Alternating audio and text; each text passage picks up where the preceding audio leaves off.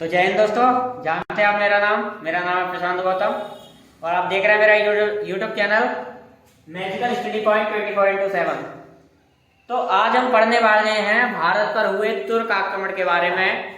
ठीक है, हमने पहला तुर्क आक्रमण पढ़ लिया जो हुआ था महमूद गजनवी के द्वारा, और दूसरा तुर्क आक्रमण आज हम पढ़ने वाले हैं जो किया था मोहम्मद गौरी ने, और वो भी कहां से आया था? गजनी से ही आया था। ठीक है, तो पढ़ेंगे। आज हम पढ़ने वाले हैं तुर्क आक्रमण के बारे में। किसके? तुर्क आक्रमण।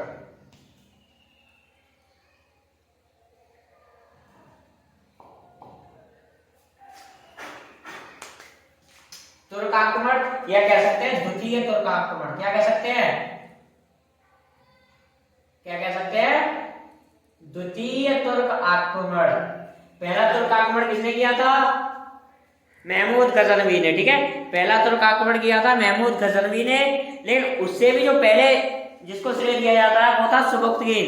लेकिन अगर सफल तुर्क आक्रमण की बात करें तो वो किया था महमूद गजनवी ने, और उसके बाद जो तुर्क आक्रमण किया था वो किया था मोहम्मद गौरी ने। किसने? मोहम्मद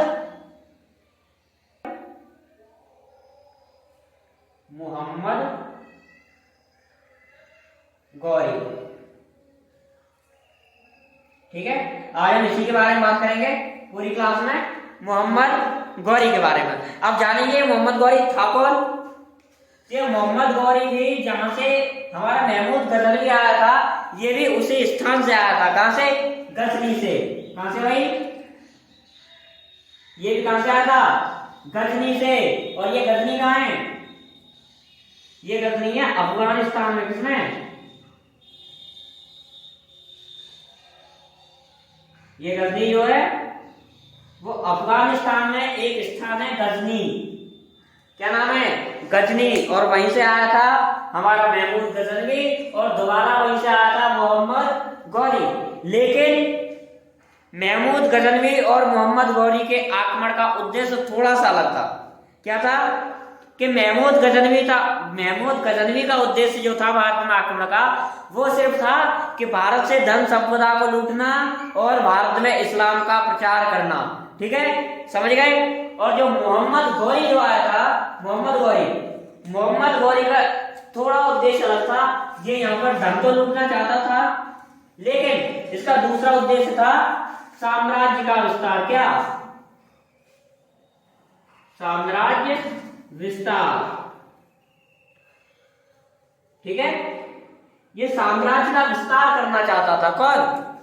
मोहम्मद गौरी। ठीक है, मोहम्मद गौरी ये किस वंश में आता था? ये था भाई गौर वंश से। किससे? गौर वंश। ठीक है, गौर वंश। और इस गौर वंश का जो संस्थापक था, इस गौर वंश की स्थापना किसने की थी? गौर वंश की स्थापना की थी अब्दुल हुसैन ने। किसने?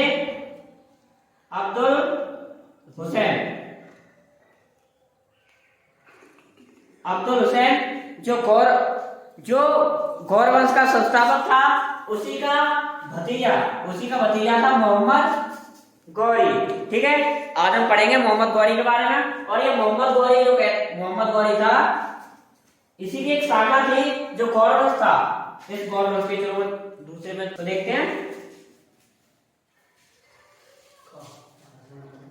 इसी गौर वंश की दूसरी जो शाखा थी उसका नाम था संसवानी। ठीक है, तो मोहम्मद गौरी को संसवानी तुर्क भी कहते थे। क्या कहते थे? संसवानी तुर्क। ठीक है, मोहम्मद गौरी को संसवानी तुर्क भी कहा जाता था। ठीक है ना, क्योंकि गौर वंश की दूसरी शाखा थी संसवानी वंश, तो इसलिए मोहम्मद गौरी को संसवानी तुर्क भी कहा जाता था। ठीक है, चलते हैं इसके आक्रमण पर थोड़ा ध्यान देते हैं, इसने कब कहां क्यों आक्रमण किए। चलिए, मोहम्मद गौरी के बारे में। ठीक है, चलते हैं तो अगले टॉपिक पर। मोहम्मद गौरी, इसका जन्म कब हुआ? 1149 में। गजनी में एक स्थान था गौर, या गजनी में इसका जन्म हुआ था। कहां? गजनी में गौर नामक स्थान था, गौर, जहां पर इसका जन्म हुआ था 1149 ईस्वी में। ठीक है, और 1173 ईस्वी में, 1173 में ये गजनी का शासक बना, गजनी का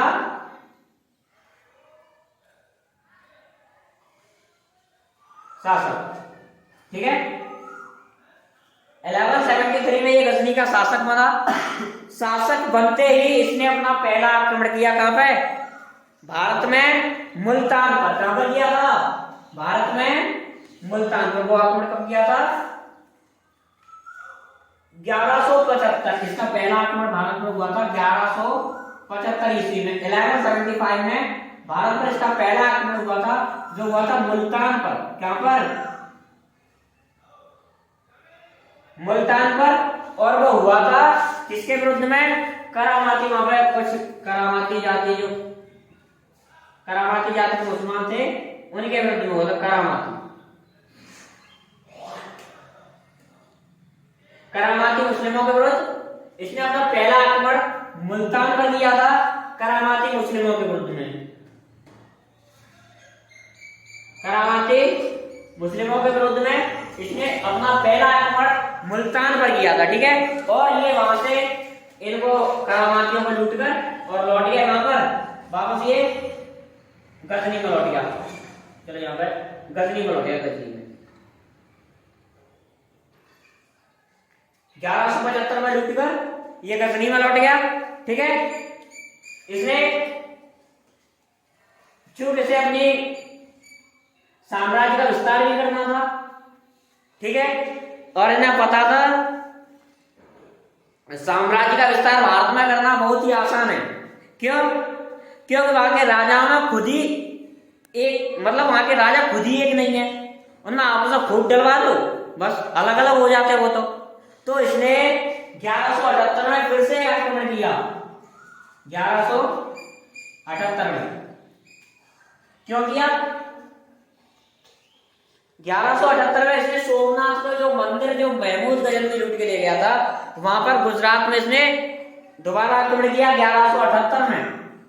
1178 ईस्वी में कहां पर आक्रमण किया इसने? गुजरात में, ठीक है। जब महमूद गजनवी ने आक्रमण किया था सोमनाथ मंदिर पर, तब वहां पर कौन सा वंश चल रहा था? चालुक्य वंश। कौन सा वंश? चालुक्य वंश। और जब मोहम्मद गौरी ने आक्रमण किया तब भी वहां पर चालुक्य वंश ही था, ठीक है ना। तब भी वहां पर चालुक्य वंश ही था, और उस चालुक्य वंश में जो राजा थे उनका नाम था भीम सेकंड या भीम द्वितीय। भीम द्वितीय या इनका दूसरा नाम था मूलराज द्वितीय। मूलराज द्वितीय, ठीक है। और इस पूरे ये चालुक्य वंश जो गुजरात में था, यहाँ पर गुजरात में चालुक्य वंश चल रहा था, इसका संरक्षण इनकी मां भीम द्वितीय की मां नायिका देवी कर रही थी। कौन?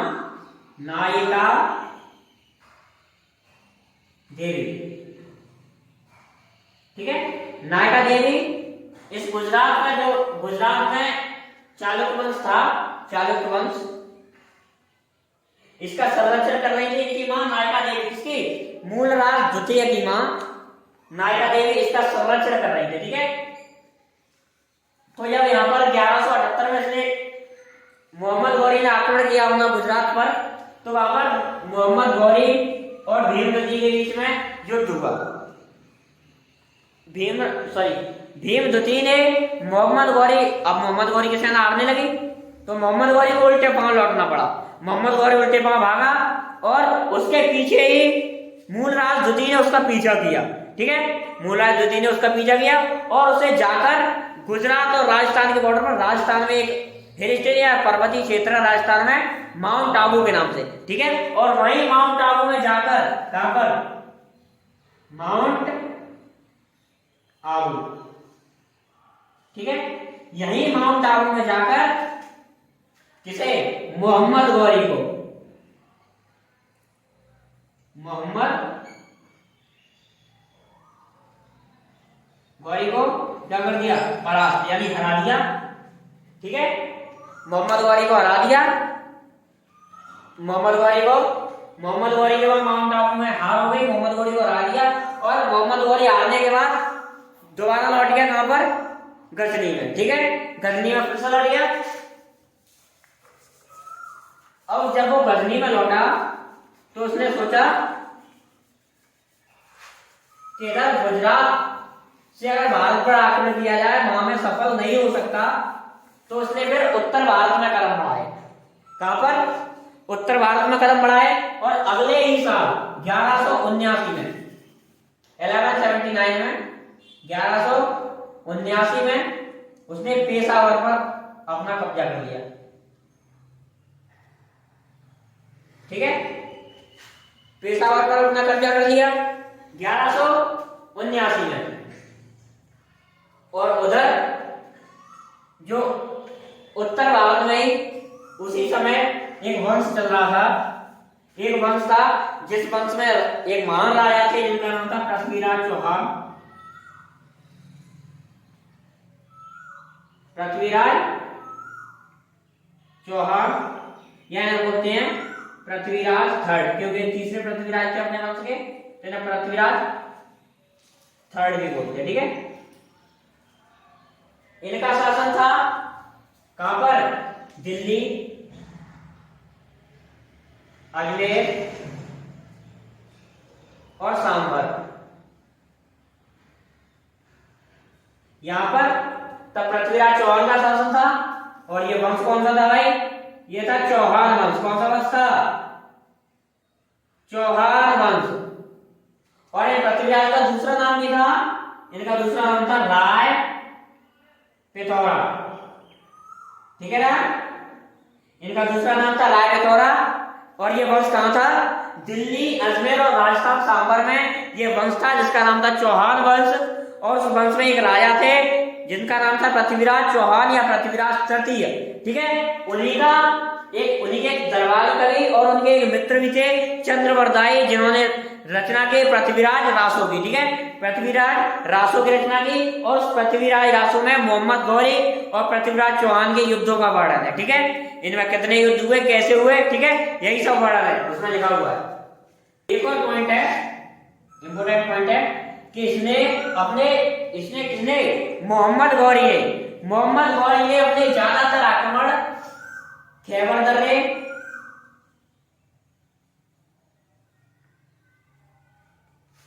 गोमल दर्रा, खैबर दर्रा और गोमल दर्रा, इन दोनों से ही किए थे इसने भारत में अपने आक्रमण। खैबर दर्रा और गोमल दर्रा, इन दोनों दर्रों के बीच से ही होते हुए किए थे। और इसने पहला आक्रमण जो किया था मुल्तान पर, वो गोमल दर्रे से होकर किया था। ठीक है, पहला आक्रमण जो मुल्तान पर गोमल दर्रे से किया था इसने। ठीक है ना,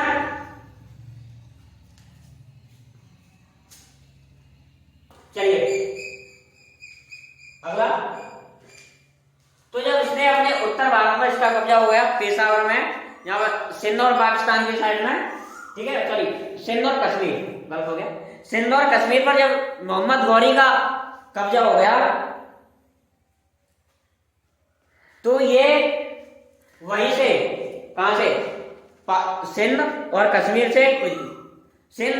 कश्मीर से उत्तर भारत में बार बार पृथ्वीराज चौहान पर आक्रमण किया करता था। बार बार पृथ्वीराज चौहान को आक्रमण किया करता था, उसे परेशान किया करता था। किसे, पृथ्वीराज चौहान को। ठीक है, तो एक बार 1191 में,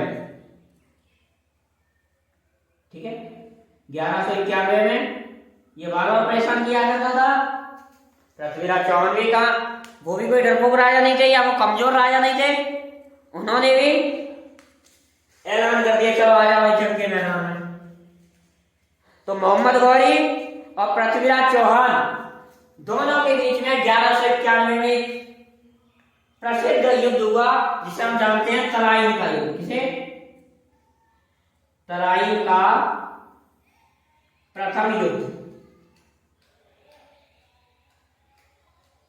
ठीक है, तराइन का प्रथम युद्ध या first battle of Tarain.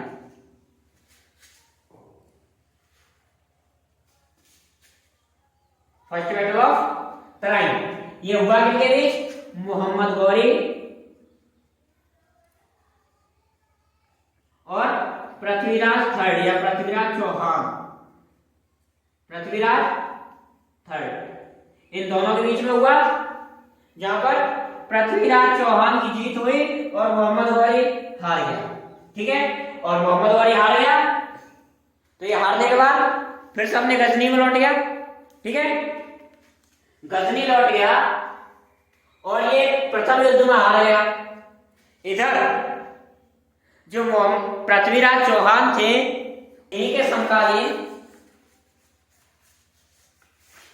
Uttar Pradesh के कन्नौज में एक और वंश चलता था। कहां पर? उत्तर प्रदेश के कन्नौज में। कहां पर? कन्नौज में एक और वंश था जिसका नाम था गढ़वाल वंश या गढ़वाल वंश। ठीक है, गढ़वाल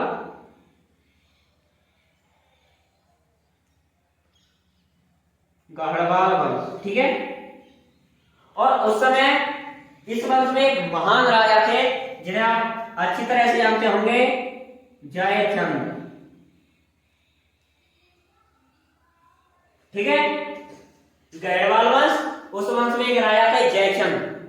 ठीक है, ये वंश था उत्तर प्रदेश के कन्नौज में और इन्हीं राजा जयचंद की पुत्री थी, इसका नाम था संयोगिता। ठीक है, संयोगिता। तो 1191 में जो उत्तरायण का प्रथम युद्ध हुआ था, उसमें दोनों राजाओं ने एक साथ मिलकर मोहम्मद गौरी को हराया था और मोहम्मद गौरी को भगा दिया था। लेकिन फिर क्या हुआ? पृथ्वीराज चौहान को जो राजा जयचंद की पुत्री थी संयोगिता, उनसे प्रेम हो गया। ठीक है, अब प्रेम की संग चला। जब संयोगिता से प्रेम हो गया तो भाई अब वो राजा थे और राजा तो आपको पता है, जब वो राजा चाहे कि मुझे ये चीज चाहिए तो उसे चाहिए, कैसे भी चाहिए, मांग के ले लेगा, छीन के ले लेगा, उसमें पावर है, ले सकता है। ठीक है, अब राजा दोनों ही थे तो क्या हुआ कि जो राजा जयचंद थे उन्होंने अपनी पुत्री का स्वयंवर रखा। ठीक है, और स्वयंवर रखने के बाद सब राजा आए, पृथ्वीराज चौहान को निमंत्रण नहीं है। तो पृथ्वीराज चौहान ने इसी बात का बदला लेने के लिए और भरे स्वयंवर में से संयोगिता को उठाकर ले गए। भाई सब पृथ्वीराज चौहान राजा थे, उठा के ले गए। अब उठा के ले गए तो राजा जयचंद की बेइज्जती हुई, क्योंकि उन्होंने इतने राजाओं को न्योता था, अब ऐसा ही करना था तो क्यों नहीं पहले दे दी। ठीक है, तो इसे संयोगिता को उठाकर ले गए। कौन? संयोगिता, इसे ले गए भाई हमारे जो राजा था पृथ्वीराज थर्ड या पृथ्वीराज तृतीय, संयोगिता को बीच स्वयंवर से उठाकर ले गए। ठीक है, इनका अपमान हुआ राजा जयचंद का। और ये जो शादी थी, ये इन्होंने जो स्वयंवर से उठाकर शादी की थी, ये राजा जयचंद की इच्छा के विरुद्ध थी। ठीक है, तो राजा जयचंद ने अपने इस अपमान का बदला लेने के लिए, ठीक है, अपने इस अपमान का बदला लेने के लिए 1192 के द्वितीय युद्ध में, तराइन के द्वितीय युद्ध में, अब अगले साल 1192 में मोहम्मद गौरी फिर भारत आया। ठीक है, 1191 के युद्ध में पृथ्वीराज चौहान और राजा जयचंद एक साथ और मोहम्मद गौरी अलग, इन्होंने दोनों लोगों ने उसे हराकर भाग कर दिया। लेकिन 1192 के युद्ध में राजा जयचंद पृथ्वीराज से गुस्सा हो गया, नाराज हो गया, क्योंकि भाई उनकी बेटी को ले गए पृथ्वीराज चौहान। तो इसी बात का बदला लेने के लिए 1192 में राजा जयचंद और मोहम्मद गौरी दोनों मिल गए। अब राजा जयचंद और मोहम्मद गौरी दोनों मिल गए तो इन्होंने मिलकर पृथ्वीराज चौहान को हराया।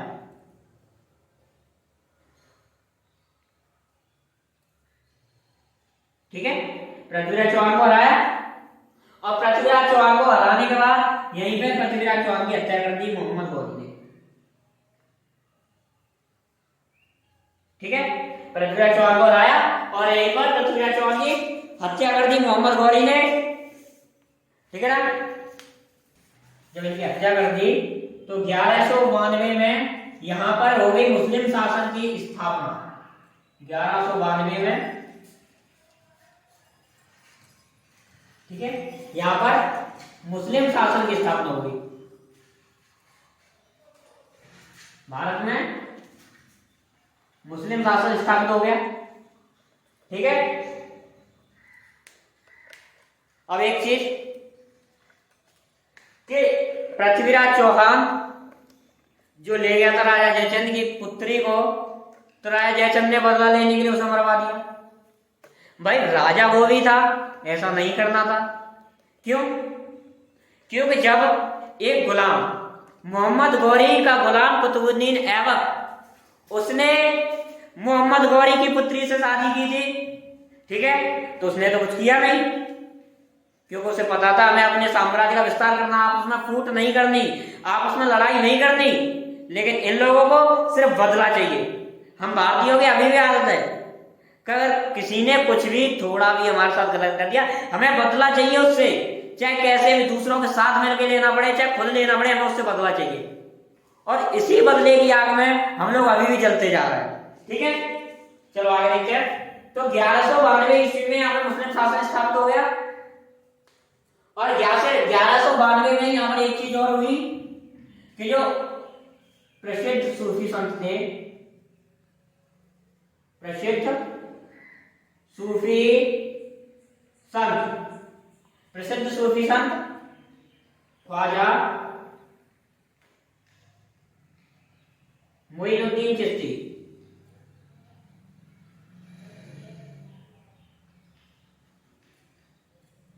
ठीक है, ख्वाजा मोइनुद्दीन चिश्ती ये आए अजमेर में, और वहीं पर इनकी दरगाह बनी है, दरगाह अजमेर शरीफ, ठीक है। इन्हीं की दरगाह का नाम है दरगाह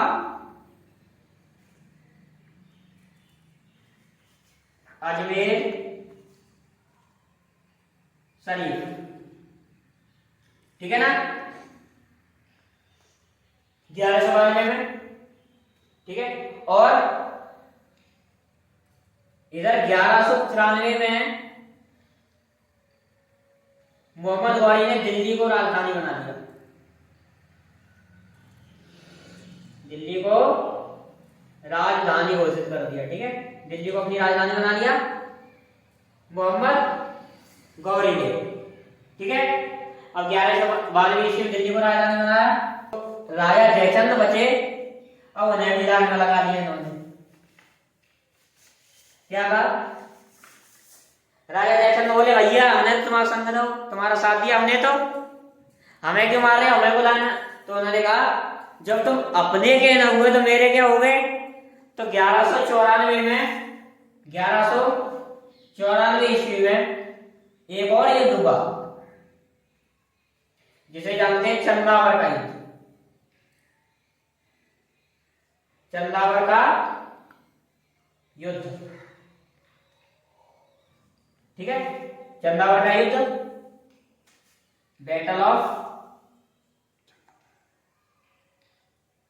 चंदावर, ठीक है। बैटल ऑफ चंदावर ये किसके बीच हुआ? ये हुआ मोहम्मद गौरी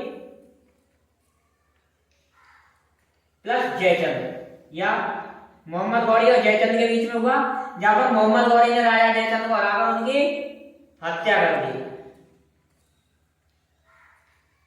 ठीक है। इनकी हत्या हो गई, बदले की आग में चले गए बेचारे, रहते साथ क्यों मारे जाते। तो इधर मोहम्मद गौरी ने जयचंद की हत्या कर दी, ठीक है, जयचंद फिनिश।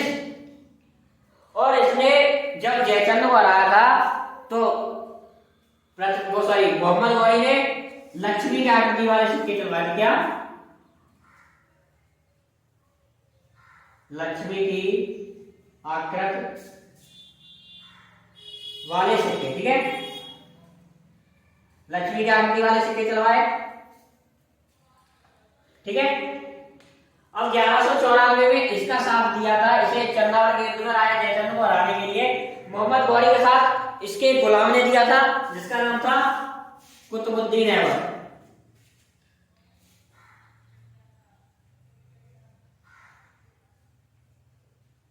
ठीक है, कुतुबुद्दीन ऐबक। और इसी कुतुबुद्दीन ऐबक को 1194 में यहाँ का शासक नियुक्त करके मोहम्मद गौरी गजनी लौट गया। और 1194 में इसने इस्लाम के प्रचार के लिए सर्वप्रथम बनवाई कुब्बतुल इस्लाम।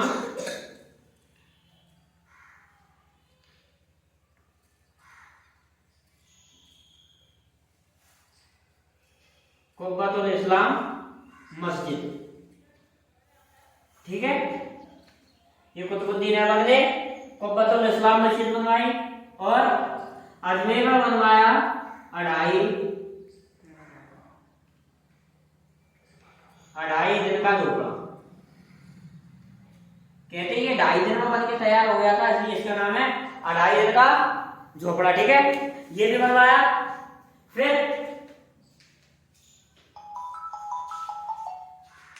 1199 ईस्वी में इसने अपने गुरु, इसके गुरु कुतुबुद्दीन ऐबक ने अपने गुरु, जिसका नाम था ख्वाजा बख्तियार अल काकी, ख्वाजा बख्तियार अल काकी, इनकी याद में कुतुबुद्दीन ऐबक ने कुतुब मीनार का निर्माण करवाया। किसका? कुतुब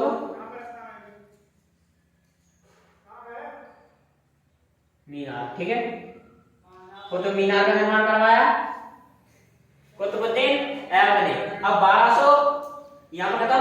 अब 1205 में फिर से मोहम्मद गौरी लौट कर आए। ठीक है, 1205 ईस्वी में मोहम्मद गौरी फिर से भारत लौटा और उसने जो अपना अंतरम आक्रमण किया था वो खोखरों के विरुद्ध, खोखर जाटों के विरुद्ध वो अपना आक्रमण किया था 1205 में। उसने किसके विरुद्ध? खोखर जाटों के विरुद्ध। ठीक है, खोखर जाटों के विरुद्ध जिसने 1205 में आक्रमण किया। और जब 1205 में इसने खोखर जाटों के विरुद्ध आक्रमण किया पंजाब में, तो वहां से ये 1206 में जब मतलब इसने से जब 1205 में खोखरों के विरुद्ध आक्रमण हुआ, इन्हें हराकर जब 15 मार्च 1206 में 15 मार्च 1206 में इसकी झेलम के किनारे, झेलम नदी के किनारे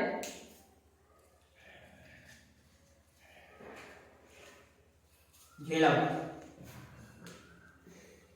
नदी के किनारे, ठीक है, नमाज पढ़ते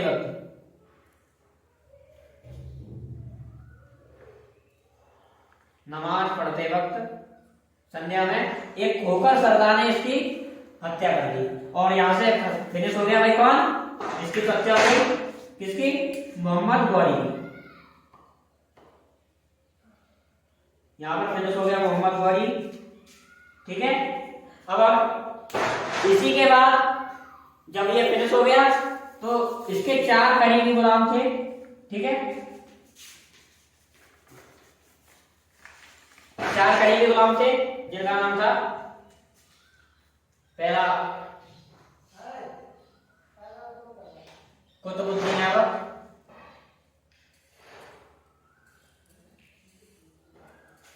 ठीक है, दूसरा यलदौज,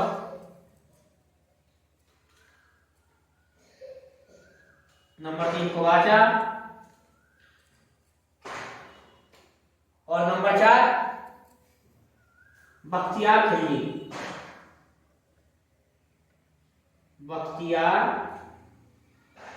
खिलजी। ठीक है, तो बख्तियार खिलजी ने क्या किया?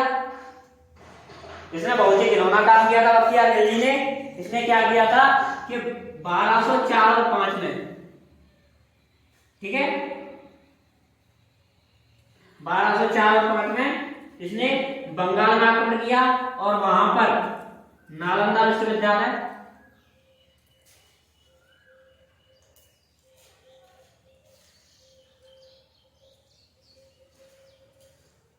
नालंदा विश्वविद्यालय और विक्रमशिला विश्वविद्यालय, विक्रमशिला, नालंदा विश्वविद्यालय और विक्रमशिला विश्वविद्यालय को इसने नष्ट कर दिया था। ठीक है, इन दोनों को इसने नष्ट कर दिया।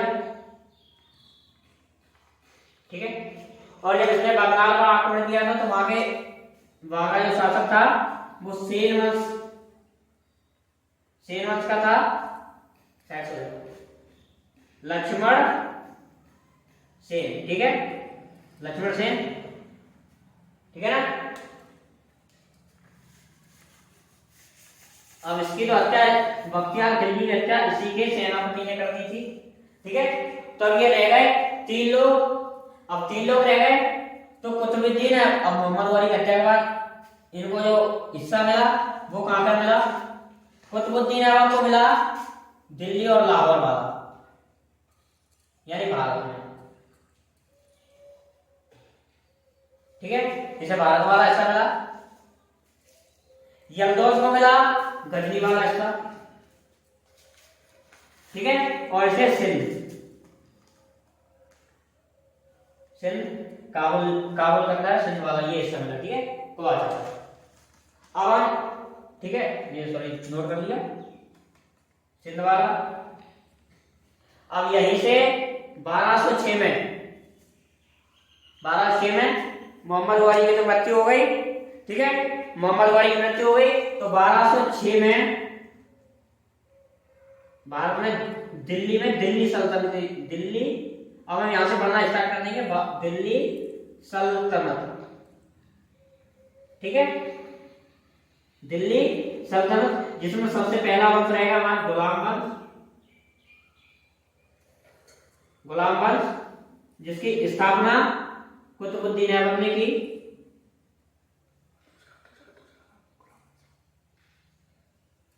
ठीक है, कुतुबुद्दीन ऐबक ने 1206 ईस्वी में की। ठीक है, इसे पढ़ेंगे हम कल। अगर वीडियो अच्छा लगा हो तो वीडियो को लाइक कर दीजिए, शेयर कर दीजिए और फटाफट चैनल को सब्सक्राइब कर लीजिए ऐसे ही आगे अच्छी वीडियो पाने के लिए। ठीक है, जय हिंद।